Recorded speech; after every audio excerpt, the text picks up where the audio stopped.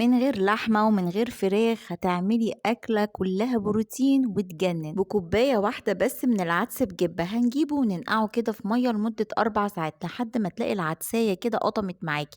بعد كده نغسله ونصفيه كويس. طاسة بقى وحطي فيها مادة دهنية وانزلي بقى ببصلاية مفرومة وفصين من التوم المفرومين وابدأي شوحيهم كده. وبعد كده نجيب 4 طماطمات وفلفلاية نضربهم في الكبة، معلقة بقى من صلصة الطماطم، ملح وفلفل أسمر، ومعلقة من 7 بهارات من كنور، وانزلي بقى بالعدس بجبة. شوحي بقى كل الكلام ده كوباية بقى من المية السخنة كده. وبعد كده هتغطيهم وتسيبيهم يستووا بقى على نار هادية.